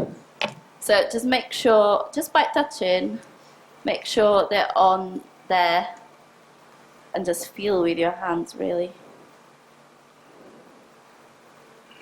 There. And if your impedance is changed from like green to red, that's probably because the wire just came off or moved. Okay, so for the baby's ECG and deltoid, you really just drop this down, and we've got the just on the shoulder. So our ECG is usually just on the bone, and then the deltoid you have to put two. Is it two? Isn't it? You have to put two for the deltoid EMG and one for the ECG. So ECG is just there on the bone, and then the two just at the top of the baby's arm. So I'm going to do the same as I did on the head. So let's rub it very gently.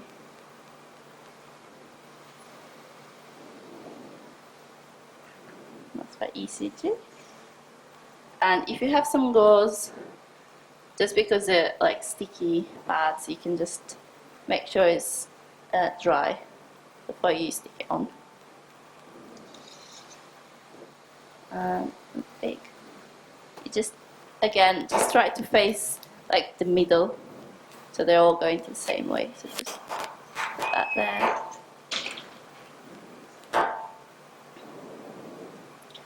And then again, just rub the baby's arm.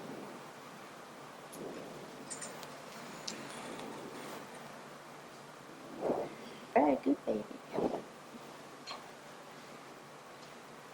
Give it a wipe. And then just put the deltoid just one next to the other, really. I need to go a bit further down actually, sorry. There we go.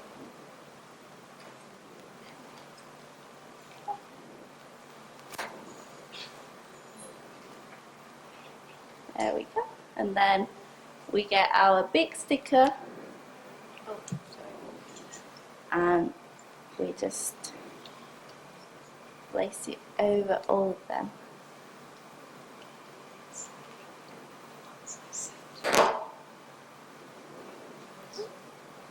Thank you. There we go. I'm going to put the baby's clothes back in place. Okay.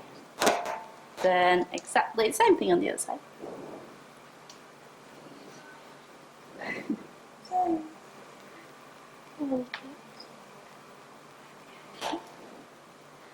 Sweat on this one. You might have to move the baby's head a little bit. Sorry, baby. And then, in all honesty, you can just rub the whole thing. Just the whole of the shoulder and the top of the arm.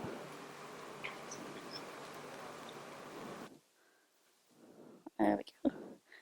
And again, just give it a wipe. Make sure it's dry as possible. Let's put your ECG.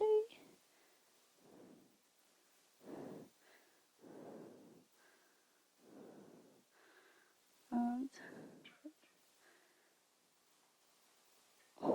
deltoids. Sorry, it's your finger. Thank you. And that's the big sticker over them. Just face the cables all the same way. And then just put it on. Oh, sorry, thank you. Just making sure. Great, that's perfect. Okay, now you can try to get your little wires just underneath the baby's head if you can, so they're all together with the other ones. There we go. And then you grab them all together. That's a bit hard to see. There we go. Okay. And we get our stickers and just tape it. So Oh yeah. So just along the wires, just oh, just so your ECG will go on this bottom right ones, one on either side of the baby. So your right ECG and your left ECG will go on the plus and the minus this right on the channel E4. Yeah, yeah. The top ones are closer to the neck. Yeah.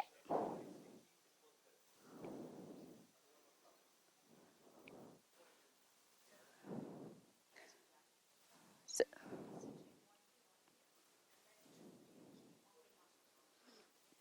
so 6 in total, 3 on each side.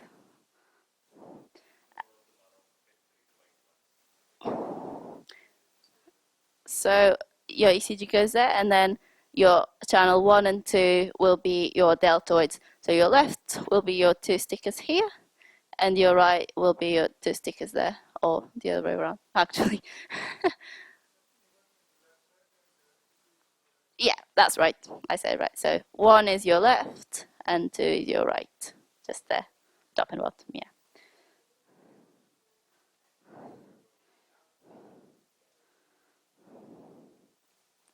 Just keep taping your electrodes along, really. Do you want to do that? I can do the band. So we do respiratory belts as well. So we will need the baby unwrapped again, sorry. I've never actually put on this exact belt, but it will be like on the belly of the baby. So I'm just gonna undo this. Should we just, yeah. So you lift the baby's legs, and then you try to slide the belt under. There we go, sorry. Sorry, baby, okay. All right. And just around the baby's belly. Yeah, it needs to be a bit smaller, doesn't it? So the grey bit, just on the belly. So just make sure it's where the movement is. There we go. You see that's moving. And then just adjust the belt accordingly. Just like Ronit's doing. You have a smaller one? Oh, okay. Yeah.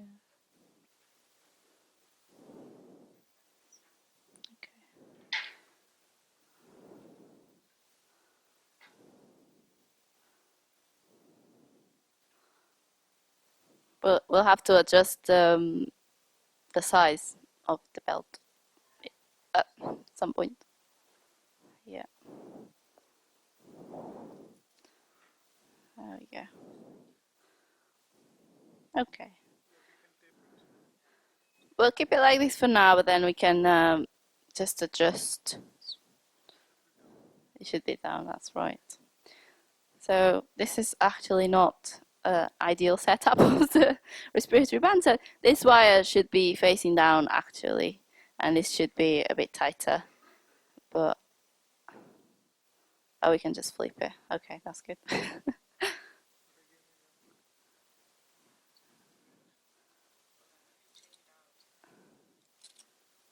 There we go.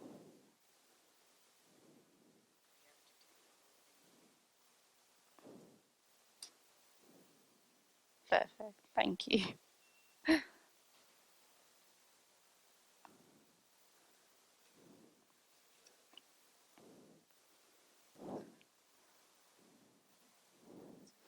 Okay. Yeah. Okay, there we go. And this plugs into the channel number 3. So if you want to move your camera to the headbox, please. Sorry. So the belt, this respiratory belt, will go over to this channel E3. Ooh. So the on the right, just above the ECG, these two. Okay. And we can just put them all together again, and I think our setup is done. We just need to check what our recording looks like now. So maybe if you want to film the screen.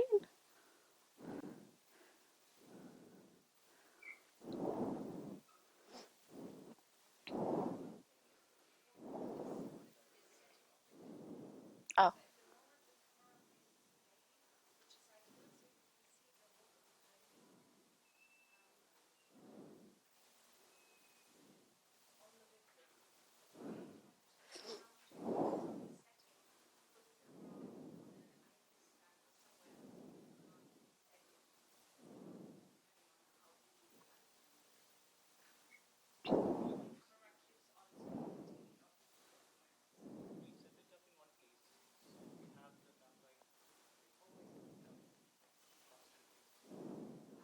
Should I move out of the way?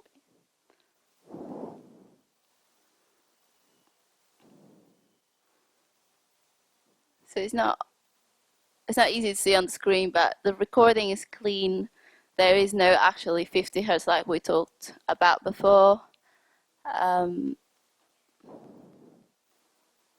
Notch filter is off, so it means we don't need the computer to help us reducing the artifacts. And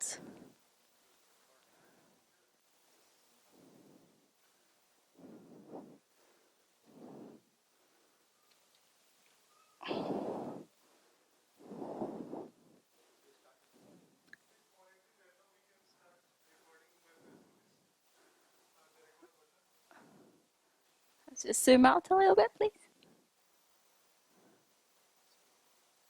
Do you want to zoom out a little bit, please? There we go, thank you. It's okay. So this one, just click on it. And then the warning sign that was there, it's gone. And then you have your blue lines, they're the left side of the brain. And you have your channels here. So you have your F3, C3, C3, P3, P301. And then your red lines are the right side of the brain, which are F4, C4, C4, P4, P4O2. And then you have one that's gone across the head, which will go from T3 to C3, then CZ, then CZ, C4, C4, T4. And then these ones here are your EMG channels. This one is not actually very good, your left deltoid, because you can see it's a lot darker than the other one, so we probably need to go back and have a look at it. And then the right deltoid is here. Your respiratory band, you can see the lines going up and down as your baby breathes. And then your ECG channel is right at the bottom, and you can see like the heartbeat.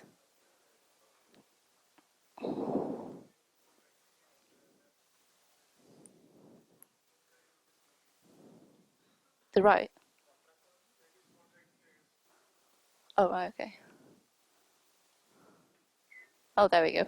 That's your muscle contracting there.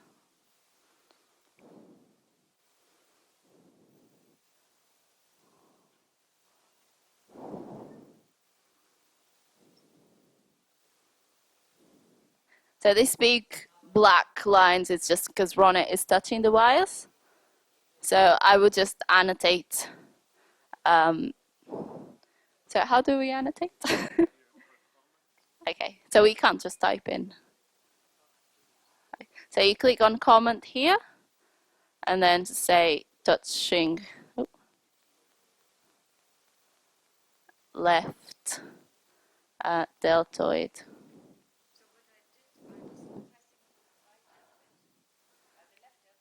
Yeah. Yeah, so we just have a look, just had a look at our stickers, just push them down, make sure they're in good contact. That's what Ronit did, and as you can see, it's a lot cleaner now. Yeah, so we need to just have a look at the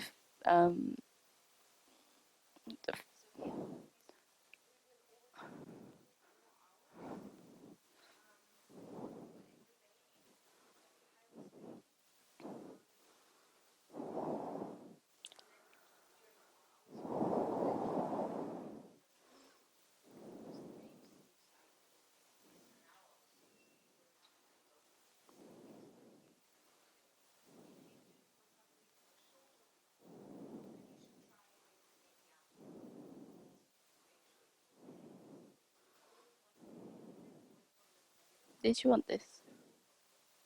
Okay.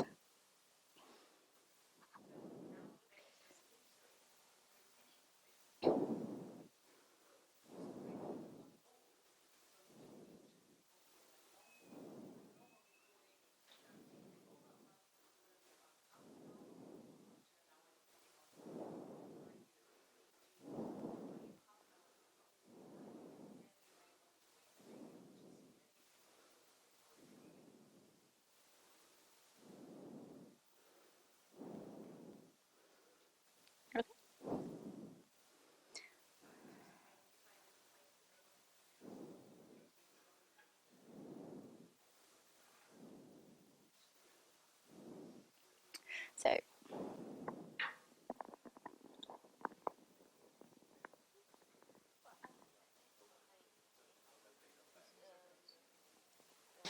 On the left, blue is left. Here F3, C3, P3O1, 3 channels on the left, 3 channels on the right, and then 4 across the midline. So you go from left, temporal, central, ZZ, and then down to the right. And here you have the left deltoid muscle and the right deltoid muscle, and then the respiration, and the respirator band works really well. If you look, you can see the baby breathing, and it's really good. I mean, this is good quality recording. This is fantastic. And then at the bottom you see the ECG, and the way we recorded the ECG was actually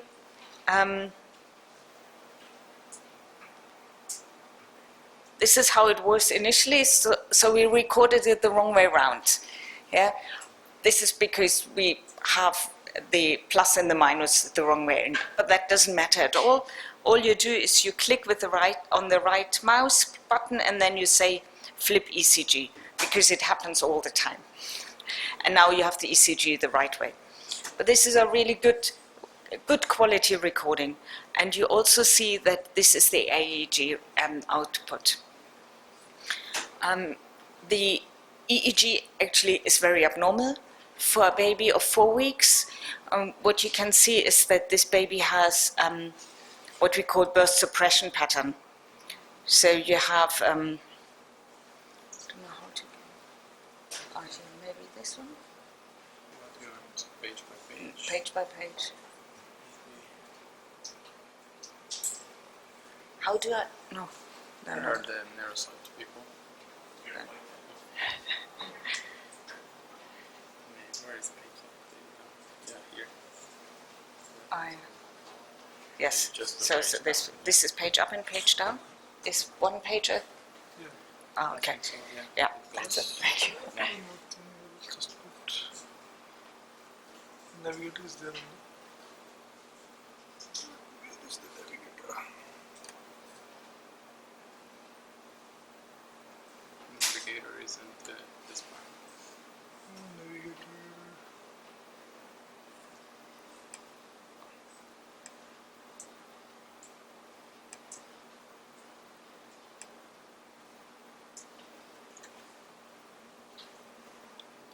This is for the Windows. How to hide? We have to hide it.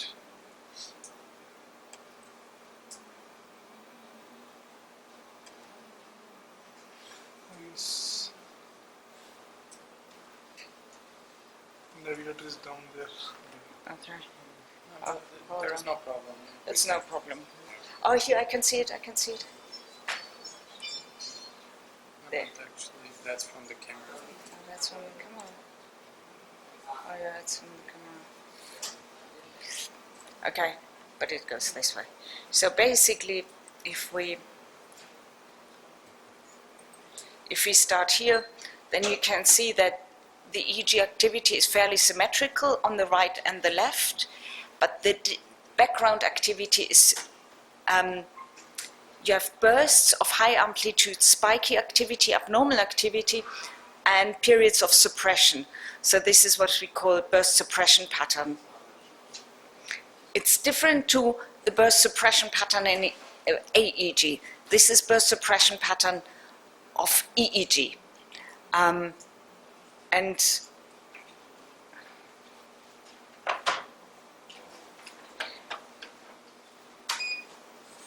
And basically this is a sign of Otohara syndrome. So even though we didn't capture seizures, a baby who has burst suppression pattern, bilateral burst suppression pattern at that age is plus the history of tonic seizures from the neonatal period onwards is very likely to be a genetic form of Otohara syndrome.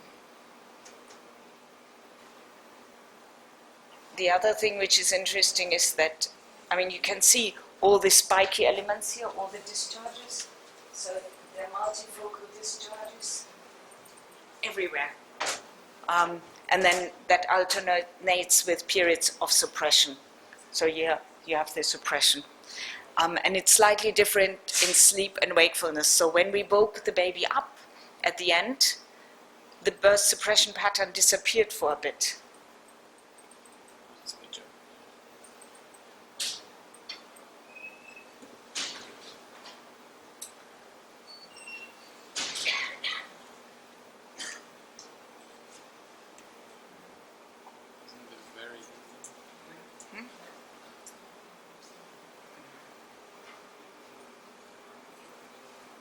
So here, there you can see that after waking the baby up, the burst suppression disappears and the activity is a bit more continuous. Again, that's something you can see often in genetic forms of Otohara syndrome.